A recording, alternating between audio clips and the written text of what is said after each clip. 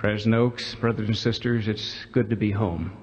I'm not sure I qualify for continuing membership in this intellectual community after I read a definition the other day of an intellectual as any individual who can hear the William Tell Overture and not think of the Lone Ranger. I don't pass that test, but I'm glad to be home. Mention was made by President Oaks in his generous introduction of my duties in connection with correlation. That's a concept I'm often asked to define. I sometimes respond by citing a story that is told about the church when a federal army was sent out here to harass the saints.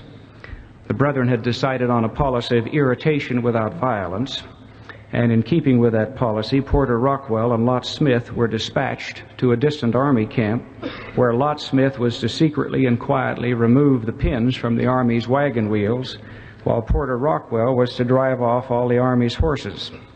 In the dark of night, Lot was busily taking out wagon wheel pins, and Porter war-whooped into the camp and drove off all the horses, including Lot Smith's. Lot later walked wearily 15 miles back to church headquarters and reportedly said, "Brethren, we've just got to get correlated." Today's correlation challenges are different, but the basic need remains. As I pondered possible topics, some members of my family urged me to use some relevant autobiographical themes. They have had to endure my tales of trudging through snow to school, snow which grew deeper with each parental retelling. They probably saw no reason why you should escape the same punishment. Beware today, therefore, of those vertical pronouns and of the selectivity of my memory. Since at other times I have spoken in praise of parents and prophets who have helped me so much, and also my renewing and loving wife and family, today's episodes involve other people, most of them not known to you. The episodes may seem small, but the lessons were large. We speak and sing in the church of counting our blessings, and that's a good thing. So is inventorying our insights. My format today will make use of some of the sample experiences I've had with their resultant or related insights as a part of my inventory. As you indulge me, remember that there are kernels and chaff in every life. A wise lady once said that what we hope our friends will do is to separate the kernels from the chaff and with the breath of kindness blow the chaff away. I am grateful now, as I have been over the years, for friends who have had strong lungs. My mid-teen years were years when there was a confluence of conditions that tried and vexed me. Those are years when peer approval weighs so heavily, as you know. I found myself contending with shortness of stature, shyness, outdoor plumbing, and a 4-H pig project, each of which had by then become an embarrassment. The periodic pain can be smiled at now, but it was real enough then.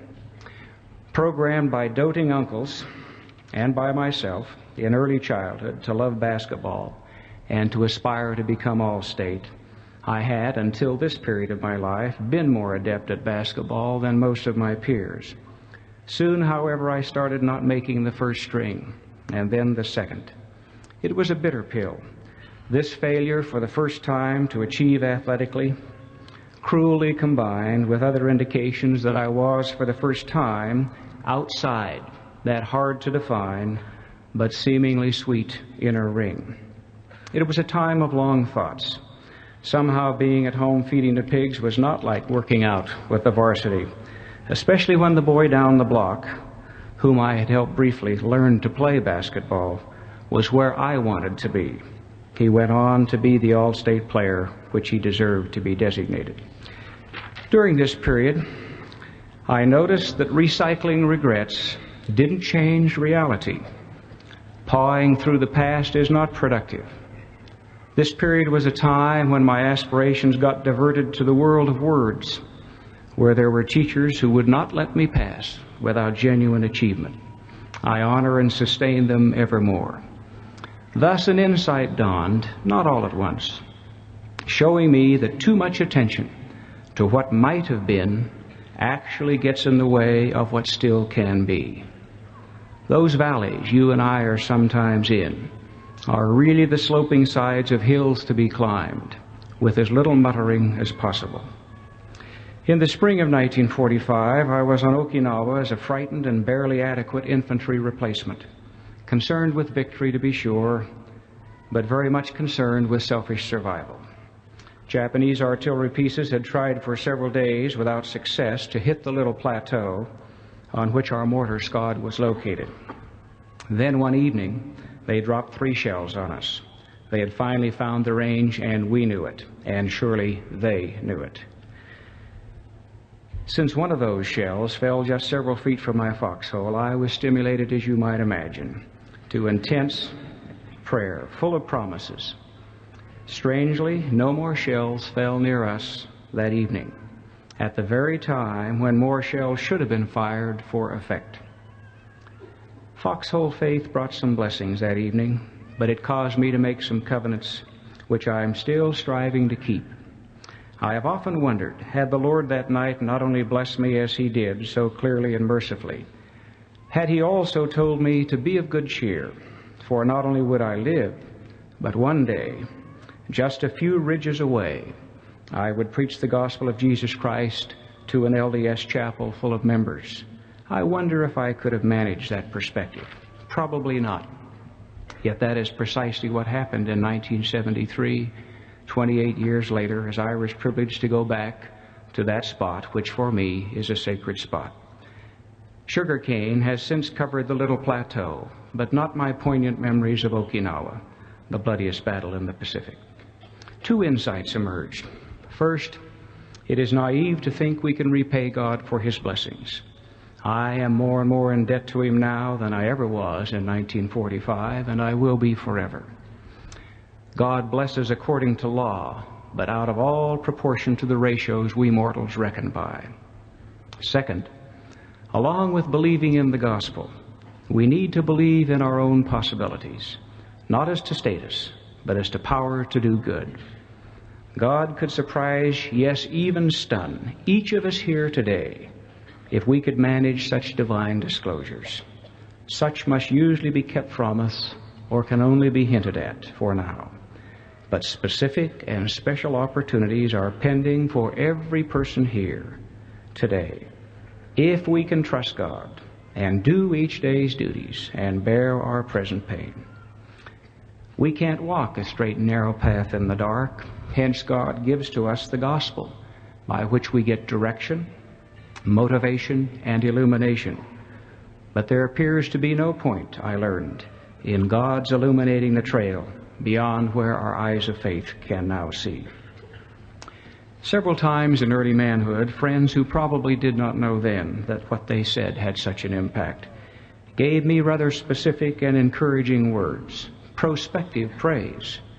I can remember their specific words today.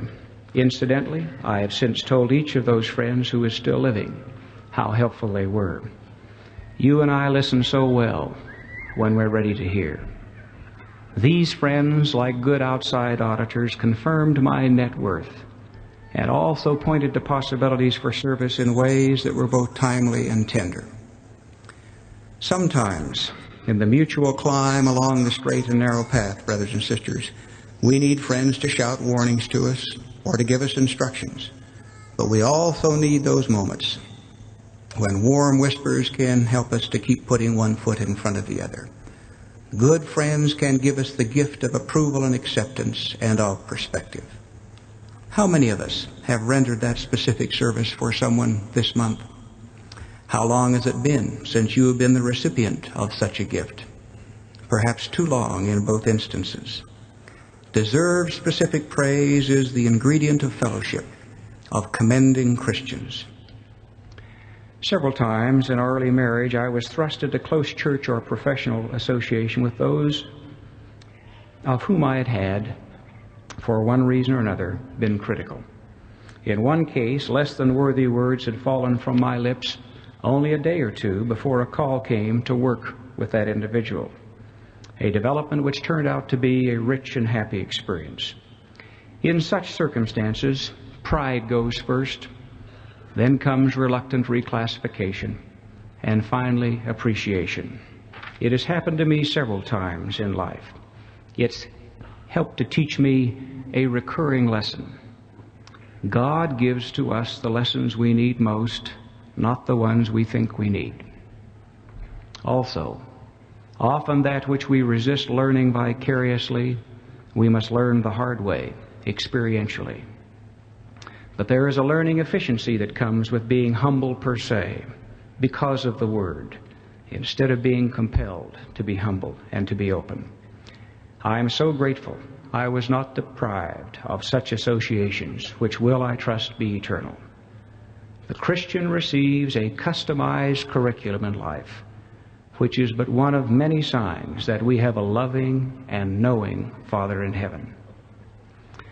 There have been insights for me, too, about the role of silence, its usefulness, and its dangers. A few dealings with student dissenters taught me, too late to help them, I'm sorry to say, that my silent disgust did not necessarily teach them. It often created distance or doubt in them. Unexplained indignation is not always communication. True, silence in some circumstances is a powerful reprover, but not in other situations. To withhold deserved reproof, and the reasons therefore, may be to withhold a warning that is urgently needed. Reproof is often a last railing before an erring individual goes over the edge of a cliff. I've learned, too, that silence can also be productive, even though it makes us very anxious. A fine colleague and friend called my office shortly after I'd been sustained as a general authority to ask for an appointment. I was out, but happily my secretary scheduled an appointment, and it was for more than a mere 10 minutes. The friend came. I greeted him warmly, but contrary to my usual style, I stayed mostly silent. His eyes brimmed with tears as finally he said that as he listened to conference, that he knew he needed to come and set things right. I resisted the impulse to intervene reassuringly, since I knew of nothing that was wrong. He then continued, saying that he was becoming active in the church again and knew that he needed to repair certain relationships. Happily, again I resisted stemming his flow of feeling. With courage and tenderness, he indicated that at times he had said things about me which were untrue and unkind, and he wanted to seek my forgiveness. Only then did I respond by telling him of my regard and my unawareness of and unconcern over what he had reportedly said. Most importantly, I told him of my love and admiration and forgiveness. We embraced. I expressed then my admiration also for his courage and for his manhood. He then said how difficult it had been to come in that day, and how he had almost called to cancel the appointment. We spoke together of the wisdom contained in Matthew 18:15, and Jesus' counsel therein as to what we should do when there are impasses in human relationships. I love that man and respect him for taking the initiative, since I had been unaware of the matter. He is fully and effectively active in the kingdom today. He needed to say what he said more than I needed to hear it. But I am so grateful I did not rush in to fill the silence that morning in the lesson that he taught me so well. Spiritual silence is a school. We may think we are sitting in that school only waiting, but really we are witnessing those marvelous moments of creative communication and of new commitment. 10 years of interviewing on a television program on KUED increased my respect and appreciation for their lives of individuals whom I got to know a little bit more about, other than in their roles as U.S. Senator, presidential candidates, U.S. Supreme Court justices, or prophets. The small talk of great men and women is worthwhile. We discover so many wonders when walking carefully through another's garden, not by crashing into it with a Mack truck. Tenderness is better than trapping, so far as learning about another is concerned. These insights have given me pause when I see so much of modern journalism's search for sensation, a search which can be addictive to journalists as well as to audiences. Conversation is probably a dying art that will go underground, not because it is afraid of light, but because in certain conversations, confidentiality and mutuality go in tandem. What I call drop-the-hanky reporters, who are still a minority, are too often in the service of accusatory patriotism, which can condition citizens to become eager to believe the worst, whereas pure charity is never glad, Paul wrote, when others go wrong. About 22 years ago, the late Senator Joseph McCarthy was finally condemned by his colleagues. I was involved in a peripheral way in that episode. I remember after the votes were taken that McCarthy went off the Senate floor into a small room with 3 or 4 reporters. I went in to watch the final scene. The reporters, who had over the months disagreed with him, in some ways still liked him. In their final exchanges in that room, I saw how symbiotic sensationalism can be. McCarthy had been good copy, and now it was over. Some concluded that yes, time wounds all heals. But I saw too the reality that crucial causes often fall into the hands of those least able to champion them effectively. Like it or not, slogans tend to prevail over statesmanship. While recognition is a basic human need and it is important in public service, there are those who do too many things to be seen of men. I had the privilege of seeing this on a grand scale in the U.S. Senate, where there is an imbalance between the show horses and the work horses. I can remember vividly standing next to Lyndon Johnson one day in a Senate chamber anteroom as we both read the ticker tape with a news story about a major bills coming out of a Senate committee after months of labor. One senator who had not been attending the sessions while the hearings were being held and the tedious testimony was being taken had managed nevertheless to show up the day the bill was reported out to take his bows before waiting TV cameras. He was one of those senators who would show up for the opening of an envelope. The man at my side, later to become president, profaned in his disgust for the show horse senator, declaring that the show horse senator was also a lazy liberal who let others do the work while he took the bows. So often in human affairs, I have learned the many depend upon the few to lead, to set the pace, to show the way, to deal with the detail. It was so even in the inspired sessions of the Constitutional Convention of 1787. I'm grateful to have received in diverse ways that insight while yet in my 20s. Some modest adventures into the world of public service of various kinds have helped me to see, too, that the shaping of choices in the political process is at least as important as choosing among the choices. In electoral ecology, there is a greater impact and influence at the front end of the process than in the voting booth, as sacred and special as the latter is. The voting booth is very democratic, but the shaping of the alternatives is aristocratic. It is work that is done by a few. I have been struck over and over again by my experiences in government and politics, modest as they are, by the Lord's counsel that honest, wise, and good individuals, quote, should be sought for diligently, end of quote, and that such individuals we should, quote, observe to uphold, end of quote. Ponder those words. Seeking out special individuals implies that the special individuals needed may not be those who are first in line as eager volunteers. Along with the search for good candidates is the requirement that we thereafter uphold such while in office. Too many prospective candidates are rightly wary of being abandoned by friends after they have filed or after being elected.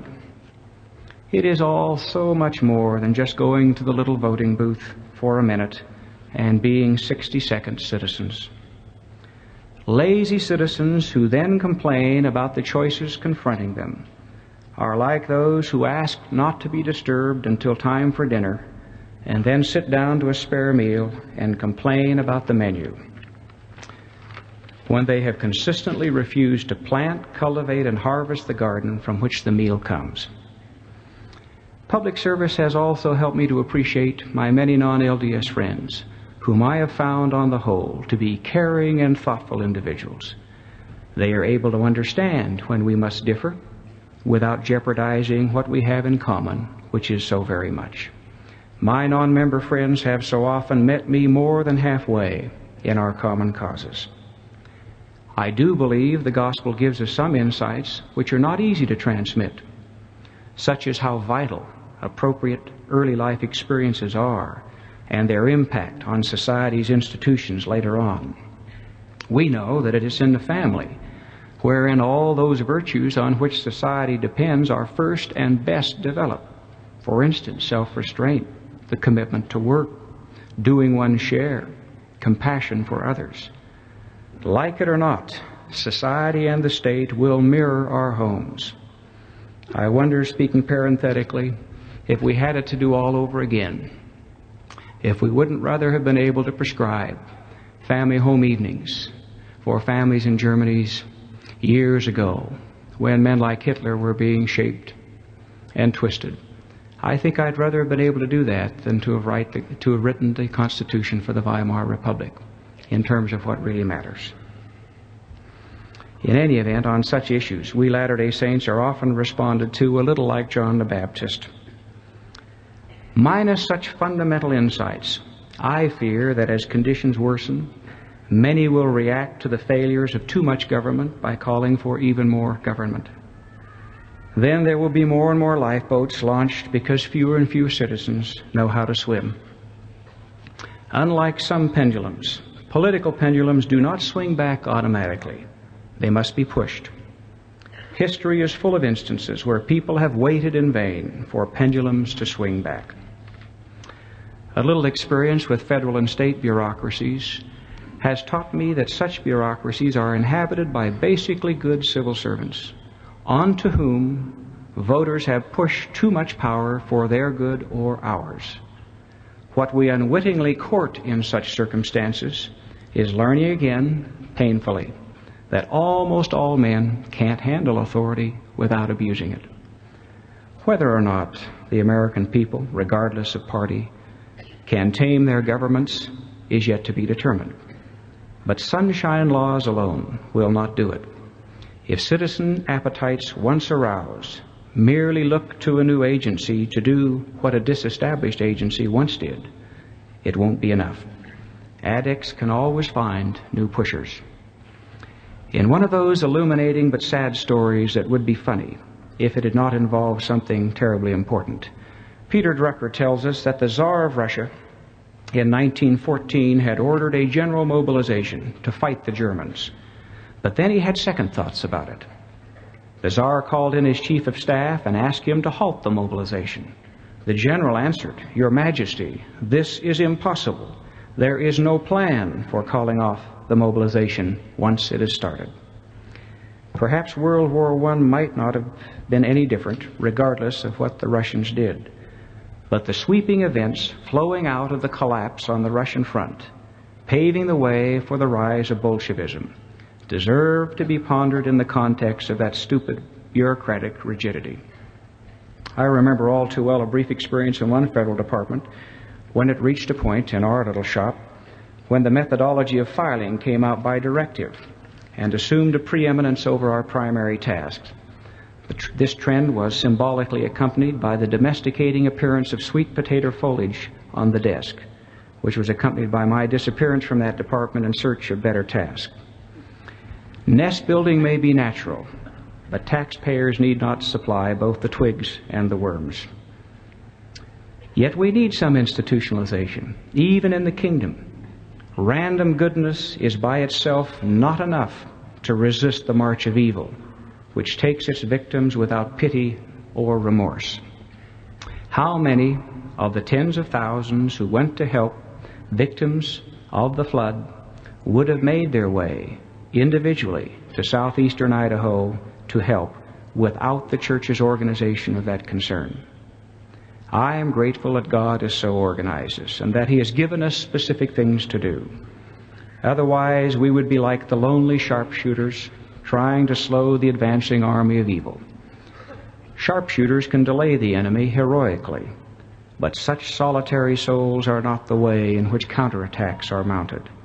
Counterattacks must be expressed institutionally, as in the case of the Church of Jesus Christ of Latter-day Saints. Concerning this need, the Lord has given us an immense clue in an analogy when he said, "But first let my army become very great, and let it be sanctified before me, that the kingdoms of this world may be constrained to acknowledge that the kingdom of Zion is in very deed the kingdom of our God and his Christ." Such remarkable recognition, brothers and sisters, will come in a time of stunning contrasts. It was President Brigham Young who said that it was revealed to him in the commencement of this church that as the church grew and extended into the nations of the world, so also would the power of the adversary rise, cheek by jowl, wheat by tares. To wonder if our faith is strong enough for such remarkable developments is natural. The father of Elder Bruce R. McConkie, President Oscar W. McConkie Sr., in a situation of stress years ago, prayed for adequacy. He prayed that he would be able to carry out his assignment and that he could be given the faith of Enoch. The answer that came to his prayer was, Enoch's faith came through personal righteousness. There is a great lesson, brothers and sisters, in that response, which is consistent, of course, with the words in the 121st section, in which we are reminded that we cannot control the powers of heaven except upon the principles of righteousness. If you and I want to be more effective, we must be more righteous. If we want to have more faith, we must be more righteous. And we might just as well face that reality. In a time when increasing numbers of our fellow men are wrongly concluding, but nevertheless concluding, that man is alone in the universe, there is a cosmic chill settling in, an astral aloneness that seems to be about so many, for which the truths of the gospel are the only real remedy. The hungry of the world are reaching out for these truths, even when you and I present them fumblingly and live them less than perfectly. In addition to this yearning for identity and belonging, we see about us also a yearning for freedom, taking its familiar forms, political and economic. But we also see more and more individuals who sense that the freedom they desire involves more than a new constitutional caress.